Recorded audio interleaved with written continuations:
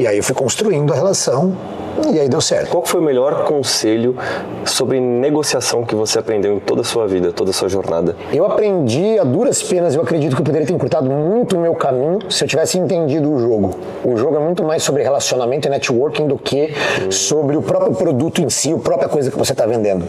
Não estou dizendo vá lá e entregue qualquer coisa, mas se eu tivesse focado às vezes um pouco menos lá atrás, até nesse perfeccionismo e qualidade, produto, você pode ter o melhor produto do mundo e não ter para que vender.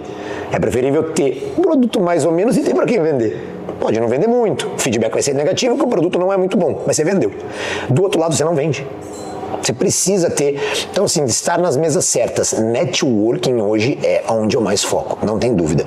É prioritário. Depois vem as outras camadas do business. E eu acho que eu demorei muito, ainda mais, de novo vamos pro estereótipo do cara do TI. Relacionamento não é a nossa parte forte. Então a gente vai lá, técnico, quero o melhor produto e isso. Embalagem do produto também, a maneira que você entrega. Às vezes a gente pensa, não, eu só quero saber se a placa-mãe funciona do hardware. Não, Steve Jobs já demonstrou pra gente, não. A placa-mãe é colorida. A placa-mãe, mas precisa? Não precisa, mas eu quero que a pessoa olhe e veja a estética. Eu quero que quando você desembale um iPhone, você tenha uma experiência. Então também a maneira que você entrega o teu produto importa tanto quanto o produto. Então eu penso nessas duas coisas, networking e uma entrega excelente. O conteúdo, se você sabe fazer, vai dar certo. O papo tá muito bom. Onde é o próximo destino? Vamos almoçar agora, almocinho de negócios. Fiquei sabendo que alguém vai comprar um iate. Não sei, a gente namora ideias. Vou ouvir sobre, né? Com certeza. Ouvir sempre dá. O não a gente já tem, então eu adoro, nunca fecho portas. Pô, e eu escutei também que vai ser um lugar de sushi muito bom, hein? Makoto? Makotinho. Eu gosto muito, eu sou fissurado em japonês. Opa, então vamos lá. Você consegue compartilhar quais são os principais clientes da Elitron hoje? Os que podem ser divulgados? Existem contratos diferentes, então não vou poder ficar citando os nomes, principalmente por acordo de confidencialidade, mas vou citar alguns segmentos. Pelo menos 5 dos maiores 20 bancos do Brasil, Bolsa de Valores, aeroportos, Forças Armadas, órgãos de inteligência, e-commerce, seguradoras, grandes seguradoras, algumas das maiores companhias aéreas. Muito dificilmente, num segmento, nós não tenhamos algum big player. Né? Saneamento básico, tem um player.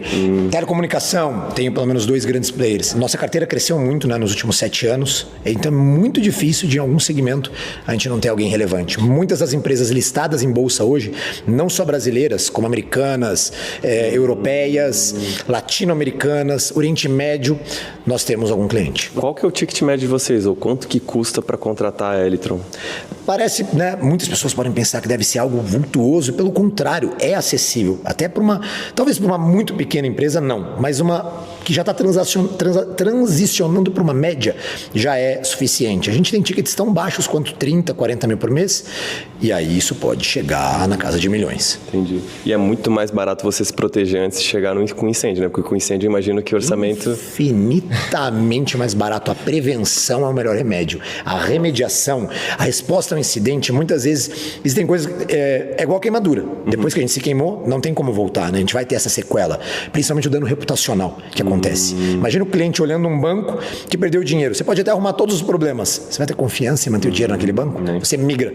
Então o dano reputacional, ele é irreversível e imensurável. Vamos imaginar que uma empresa ali relativamente pequena seria 30 mil reais por mês ali um serviço. Se essa mesma empresa chegar com incêndio, dá um chute aí de quanto que seria? É relativo, é muito relativo. Muito relativo, mas facilmente na casa de dezenas de vezes mais. Dezenas de vezes mais. Então vamos lá, fazer uma analogia. O que você vai gastar em um ano de remediação de ataque, você teria décadas do preventivo. Nossa, então vale muito mais a pena. Vale muito mais a pena. Cara, e a outra pergunta aí da Elitron era em relação ao vazamento. Tá. Teve algum vazamento já? Nós já tivemos, sim, de clientes, né, da base ativa, mas em ambos os casos, né, quando eu digo ambos os casos, não foram só 2 casos, mas casos diferentes. Um é de empresas que nos contratam para tomar conta de parte do parque. Imagina que você é um dono de 10 imóveis. Você contrata a nossa segurança privada para 5. E aí você é vítima de uma invasão no 6º imóvel. Aconteceu com você. Você é meu cliente, mas não tenho culpa. Entendi, porque você não estava... Ele não contratou para eu tomar conta de todo o ambiente. Então já ocorreu isso. Em sistemas onde nós não estávamos monitorando, ataques ocorreram. E também já ocorreram ataques em sistemas onde nós estávamos trabalhando. Você pergunta, nossa, então vocês falharam? Estou dizendo também que a gente é a prova de falha, mas nesses casos específicos, nós já tínhamos reportado vulnerabilidades e o time tinha negligenciado.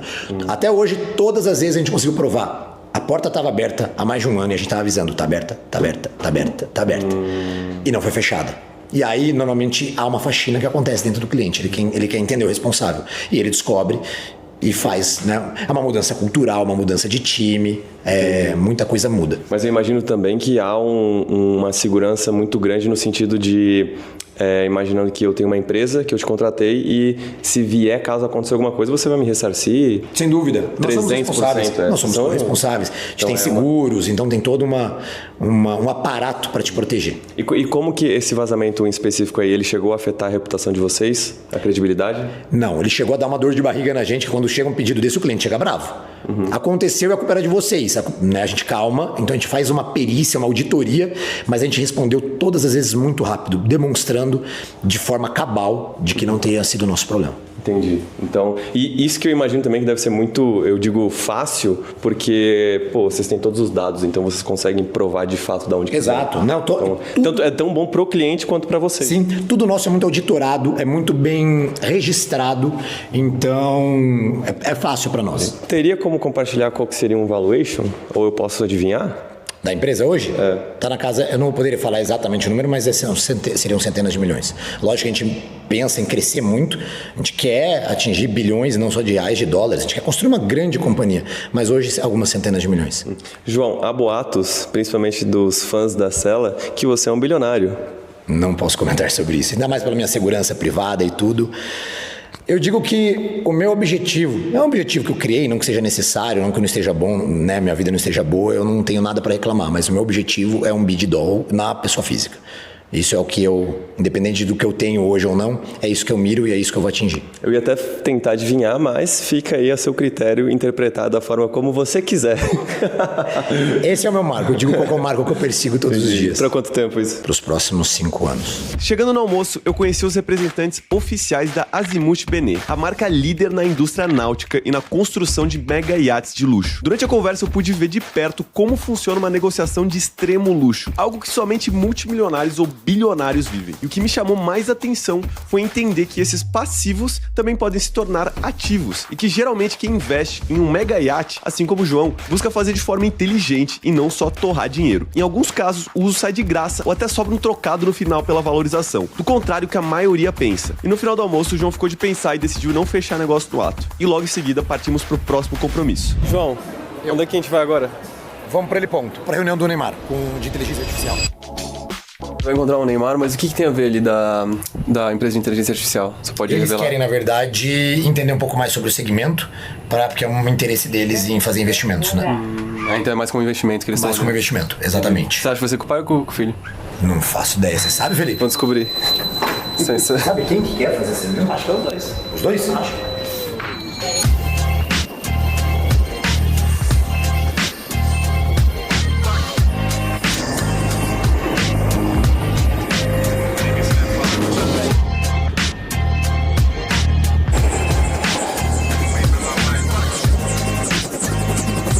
Como é que você se prepara por uma reunião? Se você se prepara, por exemplo, agora que você vai encontrar com o Neymar pai? Depende, se a reunião não está, né, no meu habitual do que eu estou acostumado, a gente sempre tenta estudar sobre o assunto, né, tenta se atualizar, porque é uma área muito dinâmica. A área que a gente está, 1 hora muda tudo. Então sempre essa questão de estar atualizado com o assunto. Mas é um assunto que a gente lida diariamente, muitas vezes a gente pode simplesmente ir, que a gente tem, né, o domínio daquele assunto. E uma curiosidade pessoal, os ataques, assim, hackers, eles têm aumentado ou agora com essa crescente de empresas como a sua, eles têm diminuído? Aumentado, não diminuído. Apesar da gente ter, né, o mundo está criando novas tecnologias, a própria inteligência artificial está nos ajudando a coibir certos ataques, até a identificar eles antes que eles ocorram, mas o crime está migrando, né? O crime ele acaba vendo muita impunidade na área digital e isso fomenta, né? O criminoso ele não quer ser pego. Quando ele entende que tem uma área mais promissora para ele roubar e passar despercebido e anônimo, ele acaba migrando, né, os esforços. Então a gente vê... e outra, o mundo está se digitalizando cada vez mais. Então a gente tem mais lugares, mais superfície de ataque para eles trabalharem. Então a gente infelizmente vê uma crescente e a tendência não é melhorar no curto prazo. E para a pessoa que está em casa agora e quer se proteger, pensa assim, uma pessoa que não é uma empresa, pessoa física. Bons hábitos, né? Claramente uma pessoa ela não consegue se proteger como uma corporação, contratando as melhores tecnologias, mas a gente tem que ter bons hábitos, né? Uma senha para cada serviço, senhas fortes, usar aquele segundo fator de autenticação, não sair clicando em qualquer link, acreditar, né, em qualquer e-mail que a gente recebe. Um pouco de bom senso também é muito bom. Às vezes a gente no dia a dia, naquele automático, a gente perde o bom senso, a gente acredita em coisas que se a gente respirasse 10 segundinhos a mais, a gente saberia que aquilo é bom demais para ser verdade. Você usa helicóptero hoje mais por uma questão assim de logística, para poupar tempo? Exatamente, né? Não é nem uma questão de conforto, nem... É óbvio que é pela velocidade, mas não é uma velocidade desejada, não é uma velocidade que eu quero só porque eu quero economizar tempo, é porque eu preciso economizar tempo. Entendi. Então são agendas muito dinâmicas, por exemplo, hoje, né, sair de São Paulo, ir para Santos, eu volto para São Paulo, às vezes termino o dia em Campinas. Né, eu tenho um domingo que eu dou um exemplo, domingo agora passado, eu acordei no Rio, almocei em Campinas, tomei o café em São Paulo, jantei no Rio Grande do Sul e dormi em Campinas. Nossa. Tudo isso no domingo. E você... Então, se a gente não usar esses elementos, são agendas que eu diria que são impossíveis. Elas não têm como ser concretizadas. Entendi. E você, além do helicóptero, tem avião também? A gente também utiliza táxi aéreo. Entendi. Ah, táxi aéreo. O helicóptero não é seu? A gente tem. Nós temos uma participação na empresa, dentro da empresa. Então quem tem a empresa, e aí a gente, nós sócios e funcionários, quando necessário, utilizam. Hoje vocês atendem quantas empresas, se puder falar? Não precisa ser número exato, mas se para ter uma Já ideia. atendemos aqui, né, no mundo inteiro, através do brand da Electron, centenas de clientes, mais de 100 clientes. Ah, então vocês atendem não só brasileiros, do mundo inteiro, né? Não só Brasil. Brasil ainda é o nosso mercado principal, mas a gente atendeu clientes Inglaterra, Chile, ao redor do mundo. Quantos colaboradores hoje em dia? Hoje a gente tem um time bem enxuto por porte da empresa, nós estamos em quase 60 colaboradores, somando todas as áreas, né, os diretos e indiretos, mas é um time onde a gente preza pela qualidade, não pela quantidade. Então são pessoas de ponta mesmo, é um time que dá orgulho de estar perto de nós. Entendi. E sobre outros investimentos, o que você busca quando você vai investir numa empresa nova? O que ela tem que ter para você investir? Ela pode até ser de um segmento que clichê, um restaurante, por exemplo, mas ela tem que ser disruptiva. Então eu tenho que ter um sócio disruptivo, uma ideia que quebra um paradigma. Eu quero algo de alto potencial. Eu não entro para fazer 1 mais 1 ser 2. 1 mais 1 tem que ser 11. Né? A gente tem que quadruplicar, quintuplicar o tamanho do negócio num curto prazo. Eu não entro em coisas muito